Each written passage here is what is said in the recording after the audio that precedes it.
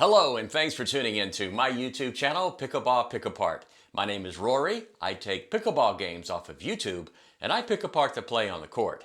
Watching my videos will help make you a better pickleball player. Here's a game one of my viewers in Canada asked me to pick apart. In the description of the video, they say they are 3.5 players. Are they? If so, why? And if so, why not? Also, the title of their YouTube channel is monsterdinks. Now, I think that's an oxymoron because I'm not sure there is such a thing as a monster dink. Anyway, because of the name of their YouTube channel, I expect them to be excellent dinkers. We'll just have to watch and find out. So take a look and let me know by leaving a comment in the comment section below what level you think these players are at. Again, their YouTube channel is Monster Dinks, so check it out and subscribe. Let's go. Here comes the first serve. Third shot, right up into the player's put-away zone. No attempt to hit a third shot, drop or drop the ball. Let's see what this player does with the fifth shot. He's just going to pop it straight up again, right in his opponent's put-away zone. Let's see what happens with the seventh shot. Same thing, and he misses that one into the net. So the first exchange, no third shot drop attempt, no reset attempt on the fifth or seventh shot.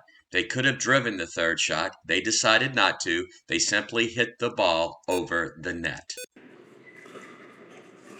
And that serve is hit out of the court. Just get your serve into the court. Okay, let's see what this player does with the third shot. This is a pretty good return. He's having to hit this shot from the back of the court. Is he just going to simply hit it over the net? Is he going to try a third shot drop? A third shot drive may not be effective from here. No, he just hit it straight up. I have really no understanding of what that shot was. I mean, what was he hoping for? I guess he was hoping for his opponent to hit it. To be honest with you, I probably would have hit that shot. His opponent chose not to, and it flew right out of the court.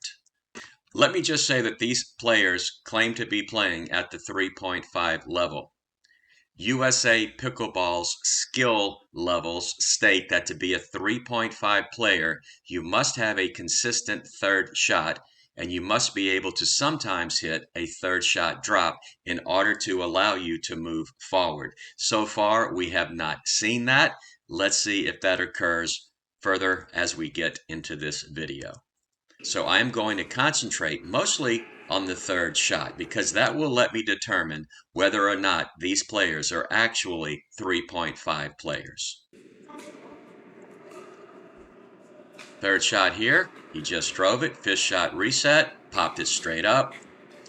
And at this point, they have not shown the ability to do one very important thing, and that is make the ball bounce before your opponents can hit it.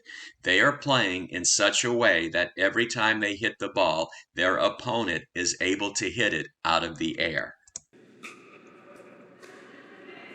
Here we go again. Just simply hit in the air. Fifth shot. Now he's going to try a lob here, and he's going to try another lob, and it's another lob, and that one's 7 feet out of the court. So just to be honest, I know I was asked to do these players a favor and pick apart this video, but what I have seen so far, it's not 3.5 level play. They're just hitting the ball over the net. The ball is never hardly hitting the ground. Here's another opportunity. Now, here's what should happen. This is a pretty shallow return.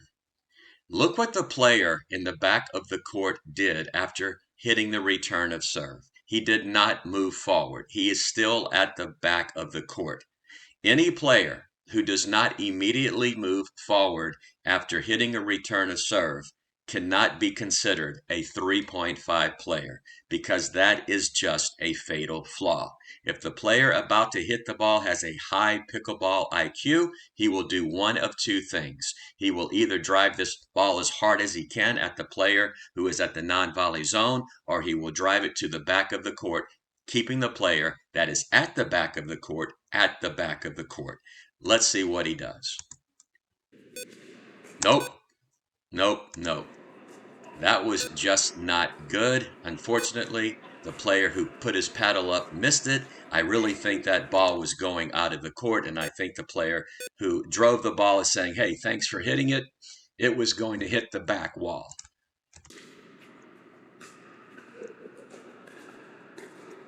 He just had his paddle in the wrong position. He hit up on the ball and just hit it straight up to where his opponents could just smash it. Again, concentrating on the third shot, and also what is the player who's returning the serve going to do? Last time he did not move forward after returning the serve. And he did it again. Look how shallow that return of serve is. That is just a really poor shot. And again, he makes the poor decision of not moving forward. Let's see if this player here is quick enough to get to this ball. Sometimes you cannot anticipate such a shallow return serve. Oh, he got lucky there. But again, that is all the players in the back court's fault because he did not move forward. If he would have moved forward, he would have been at the non-volley zone, and when the player in black popped it up, he could have hit it right at his feet and put the ball away. Instead, he failed to move forward after hitting a return of serve. Definitely not 3.5 play. Another, look how shallow this return of serve is. That just is not good. Goodbye. Simply too easy. Pop straight up again, and put away. So far, we have not seen one third shot drop. We have not seen one reset.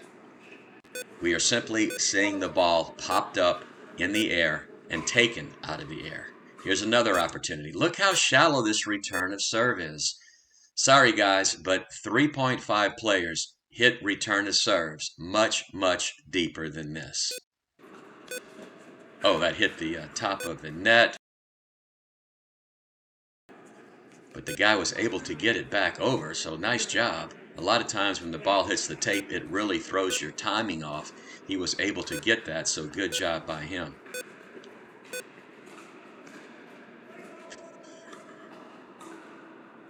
I know you're seeing what I'm seeing, and let me point this out.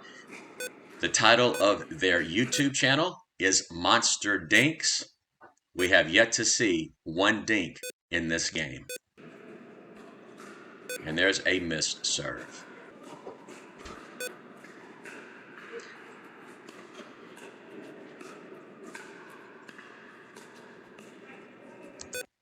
You saw what happened. We're going to watch it again. So actually, the third shot drive right here is pretty good. He's going to drive here, but it does not allow him to move up. Now, most of the time, the key is third shot drive, fifth shot reset. Watch what he does with this fifth shot. Pops it straight up. And the seventh shot, driven again. He should have tried to reset that ball because it does him absolutely no good hitting the seventh shot drive because he was not able to move up 1 inch. And his partner just cannot hit that backhand over the net. That's a good return. And look at this. That actually landed in the court. But again, no attempt by any of these players to reset the ball into the kitchen, allowing them to move forward.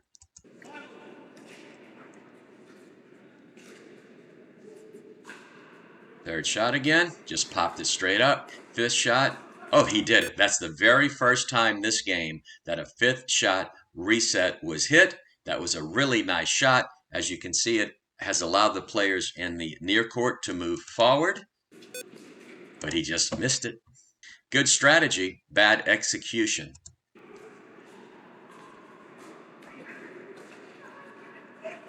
And he's really frustrated with himself.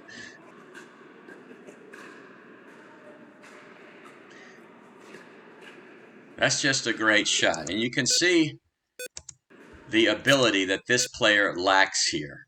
He's just going to hit this ball straight up. I mean, this is a difficult shot from way back here. Maybe he should have tried a lob. He just pops it straight up. He's stuck at the back of the court, and he puts it right down the middle. The middle solves the riddle. That's a really good shot, noticing where his opponents were. Going to drive it again. Going to drive it again. Going to pop it up again. So again, the third, the fifth, and the seventh shot never hit the ground.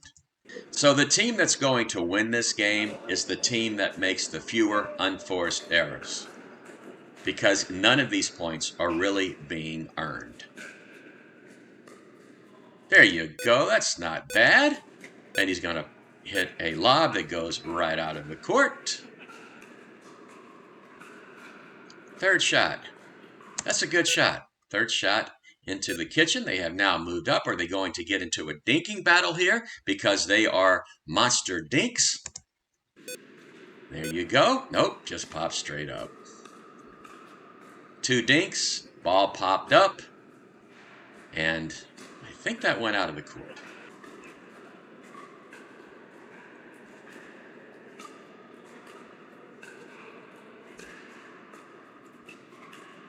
That's exactly what the type of play they are playing is going to get them. Let's go back and take a look, and I'll show you exactly why. Third shot, he's going to hit it to where his opponent can take it out of the air. Fifth shot, same exact thing. Seventh shot, same exact thing. Can't get the nice shot over. If you cannot reset the ball in order to move forward, you cannot be considered a 3.5 player.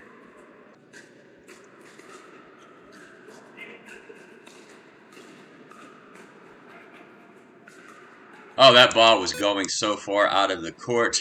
You've got to know when to put your paddle down and let the ball fly out of the court.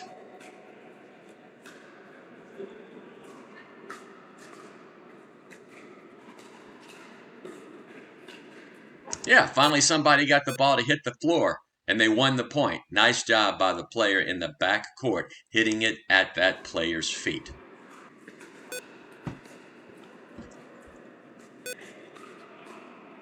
Two things here. Watch the very shallow return of serve. Whenever you get a return of serve like this, you have got to drive this ball as hard as you possibly can at the player who is moving forward. Instead, this player just hits it in the air for the very easy put away.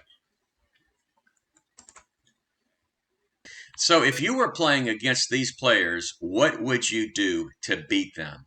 It's very simple. Because they cannot hit a third shot drop or reset the ball, a lot of times they get stuck in the transition zone. So instead of hitting it back to them in the air, hit it at their feet. I promise you that will get the job done. And he misses the third shot.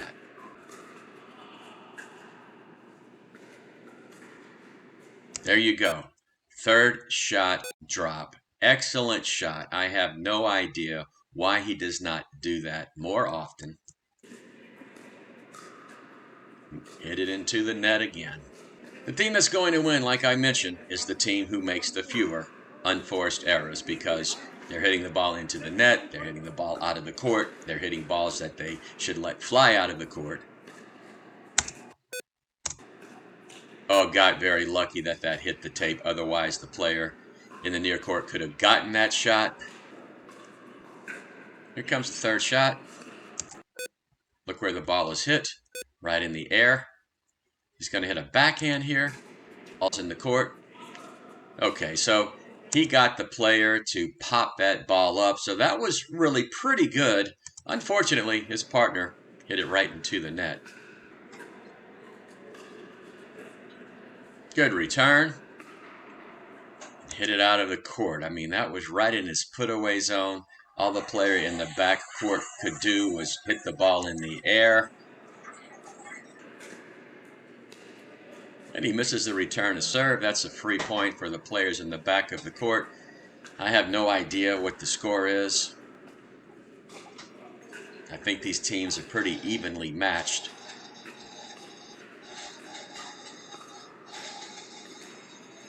And he misses another one. So many unforced errors in this game. And as I mentioned earlier, there has not been one dink battle. This is the type of play you see all the time at the 3.0 level. Another unforced error. I mean, at 3.5, you will see all four players at the non-volley zone dinking back and forth. So far, this has not occurred. Same thing. Going to pop it up again. Going to pop it up again. Going to pop it up again. Okay, I know I've been rather critical, but I'm really trying to find some positive in the way these players play. Now that was pretty good. That was a third shot drive, and it was not popped up. This is probably the hardest third shot drive this player or his partner have hit all game long, and the player in black that misses it just cannot handle it. He's got his hands on his hips like, why did I miss that? What happened? I mean, if you're used to your opponents just pity-patting the ball and popping it up, it's very easy. But if they drive it, it can be more difficult. Maybe he never plays against players who drive the ball hard. There it is again. He got it that time. There it is again. He just pops it straight up. Let's go back and take a look at what the player in black should have done. Here it is. Okay, that's not too bad, but here it is again. He should have hit it at their feet. But a backhand flick for a player at this level is very difficult. An advanced player probably would have hit a backhand flick at that player's feet.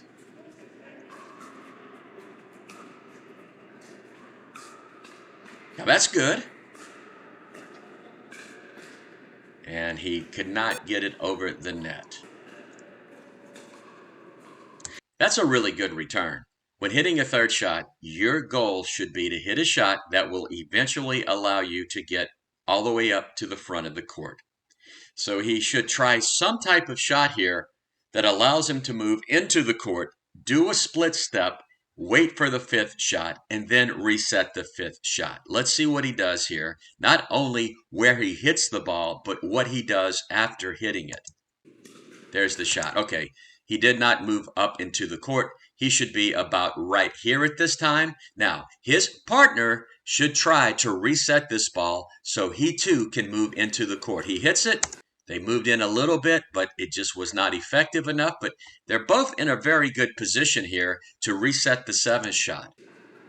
Instead, he just pops it up again, and now he's had to back up out of the court, and he cannot get that ball back. So, 3 shots that did not allow them to move forward. It's very difficult to win a game from the back of the court. Let's see if they do better this time. Same scenario. He's not going to try to drop it. He's just going to hit it right in his opponent's put-away zone, and he pays the price. Let me know if you're seeing what I am seeing.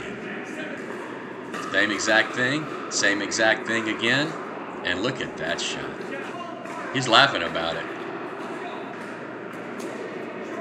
Look how shallow this return of serve is.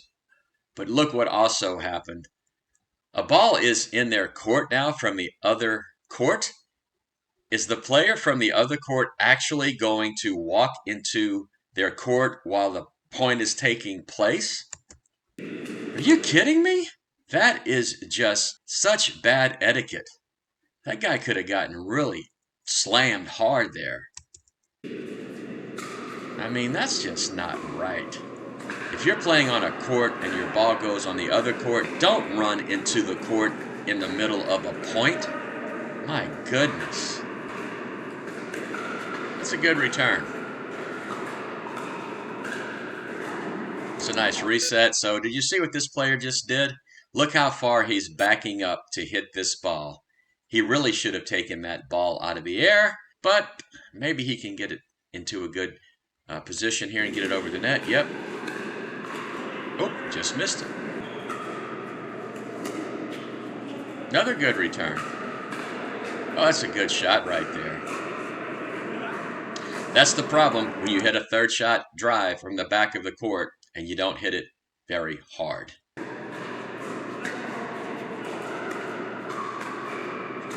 That's out of the court. I haven't counted the unforced errors in this game, but if I went back and did so, I'm thinking there's have been at least more than 20, which is not good. There's another one. Good return. Hit out of the court. There's another unforced error.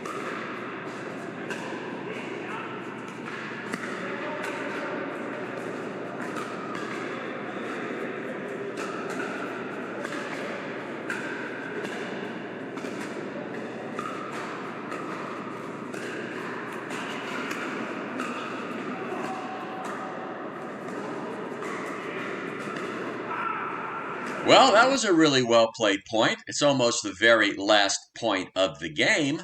Some nice lobs, some nice gets, nice play by all of them. Are the players in the back of the court going to win this game?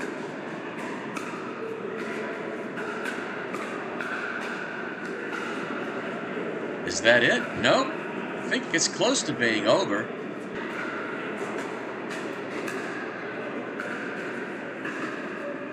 Oh, a third shot drop. Out of the court, an unforced error ends the game, and I guess that's only appropriate. So there you have it. I think these players were evenly matched. However, I don't think they have the necessary skills to be considered 3.5 players. That is, for the most part, they could not hit an effective third shot. They could not reset the ball, and never once were all four players at the non-volley zone dinking. Those are all things a player must be able to do to be considered a 3.5 player. Now, that may not be what they wanted to hear, but hopefully they will understand and they will work on hitting shots that allow them to move up to the 3.5 level. What do you think? Am I correct in my assessment of these players? Let me know by leaving a comment in the comment section below. That's it from Pickleball Pick Apart. I really hope you learned something from watching this video, and if you did, I hope you take the time to like it, subscribe to my channel, and click the notification bell so you'll be notified when I post a new video. This is Rory saying, as always, thanks for watching, and see you on the court.